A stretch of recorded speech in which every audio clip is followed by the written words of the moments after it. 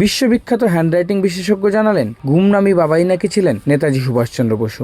গুমনামি বাবা আসলে সুভাষচন্দ্র বোস ছিলেন কিনা এই রহস্য নিয়ে বহু বছর ধরে গবেষণা, বিতর্ক আর জল্পনা চলে এসেছে। 1945 সালের 18ই আগস্ট অফিসিয়ালি ঘোষণা করা হয় জাপানে এক বিমান দুর্ঘটনায় নেতাজির মৃত্যু হয়েছে। কিন্তু এখানে একটাই সমস্যা, নেতাজির মৃতদেহ কখনোই খুঁজে পাওয়া যায়নি। আর সেখান থেকেই জন্ম নেয় ইতিহাসের অন্যতম বড় রহস্য।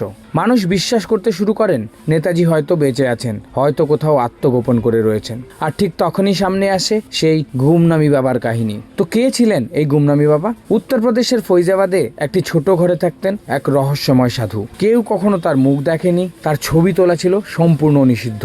কেউ জানতো না তার আসল নাম কি, কোথা থেকে এসেছেন তাও অজানা। এই কারণে সবাই তাকে ডাকতো গুমনামি বাবা বলে। তিনি মারা যান 1985 সালে। কিন্তু তার মৃত্যুর পর এমন কিছু ঘটনা ঘটলো যা পুরো দেশকে স্তব্ধ করে দিয়েছিল।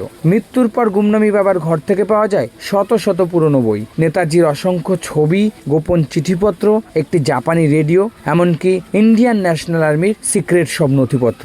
আর এখান থেকে শুরু হয় নতুন রহস্যের এবং নতুন করে গবেষণার। 2019 সালে বিশ্ববিখ্যাত হ্যান্ডরাইটিং বিশেষজ্ঞ কার্ল বেগেট এক বিস্ফোরক দাবি করেন। তার হাতে দেওয়া হয়েছিল 2 সেট চিঠি, একটি সেট গুমনামি বাবার লেখা, আরেকটি সেট নেতাজি সুভাষের লেখা। তাকে কিছুই জানানো হয়নি চিঠিগুলো কার লেখা। বিশ্লেষণের পরে তিনি জানান দুটো সেটের হাতের লেখা একেবারে একই, চিঠি দুটো নাকি একই ব্যক্তির লেখা। পরে যখন তাকে জানানো হয় এগুলোর একটি সেট নেতাজির লেখা, তখনও তিনি তার মত পরিবর্তন করেননি, বরং তিনি সাইন করা স্টেটমেন্ট দেন যে চিঠিগুলো একই মানুষের লেখা। এক্ষেত্রে মনে রাখবেন কার্ল বেগেটের অভিজ্ঞতা কিন্তু ছিল 40 বছরেরও বেশি। তিনি বিশ্বের বহু জটিল রহস্যের সমাধান করেছিলেন। এরপরে আসি আরো বিস্ফোরক একটা বিষয়ে। চন্দ্রচূড় ঘোষ ও অনুজধর রচিত Subhash Bose's life after death বইতে বলা রয়েছে 1962 থেকে 1985 সালের মধ্যে গুমনামি বাবা ও পবিত্র মোহন রায়ের মধ্যে প্রায় 130টি চিঠির আদান প্রদান হয়। আর এই পবিত্র মোহন রায় ছিলেন নেতাজির অত্যন্ত বিশ্বস্ত একজন সহযোগী আর ইন্ডিয়ান ন্যাশনাল আর্মির সদস্য। তিনি নিয়মিত গুমনামি বাবার সঙ্গে দেখা করতেন ও যোগাযোগ রাখতেন। নেতাজি কেন আত্মগোপনে ছিলেন এই বইতেই পাওয়া যায় তার সম্ভাব্য উত্তর। মনোবিজ্ঞানীদের মতে নেতাজি হয়তো রাশিয়ায় বন্দিদশায় ছিলেন এবং তখন ভয়ঙ্কর নির্যাতনের শিকার হয়েছিলেন।